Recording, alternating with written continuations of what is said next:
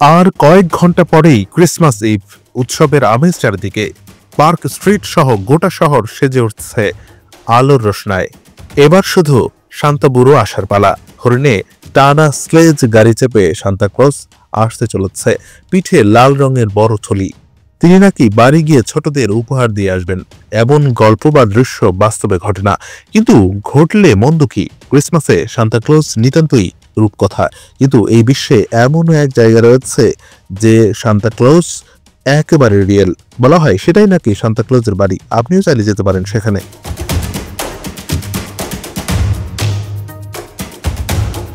ফিনল্যান্ডের ল্যাপল্যান্ডের ছোট্ট গ্রাম রোভানিয়েমি, এটাই Santa ক্লজের official বাড়ি। রোভানিয়েমি হলো বিশ্বের একমাত্র জায়গা যেখানে আপনি বেড়াতে গিয়ে সান্তা ক্লজের সঙ্গে দেখা করতে পারবেন, ছবি তুলতে পারবেন এবং নিজের ক্রিসমাস উইশ সান্তা ক্লজকে জানাতে পারবেন। 1985 সাল থেকে রোভানিয়েমি সান্তা ক্লজের বাড়ি।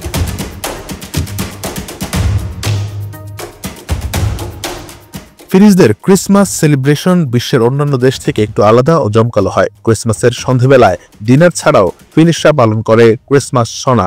এটা হলো এক ধরনের ট্র্যাডিশন যেখানে বাড়ির পেছনে থাকা একটি কাঠের ঘরে বসে থাকতে হয়, সেখানে আগুন জ্বলে, ওয়ার্ম বাথ নেয় সকলে। এই ট্র্যাডিশনের অর্থ হলো দৈনিক জীবন থেকে বিশ্রাম নেওয়া, রিল্যাক্স করা। এটা ফিনিশদের খুব পুরনো রীতি।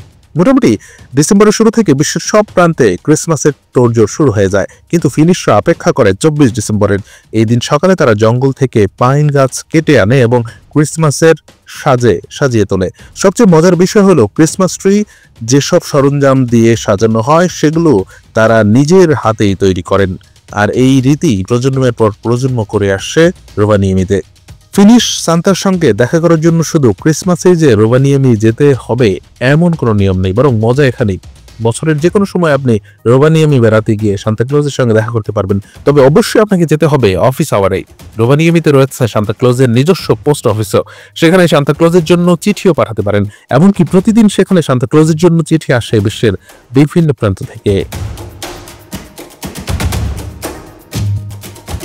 Anwar Hossain, BD archive.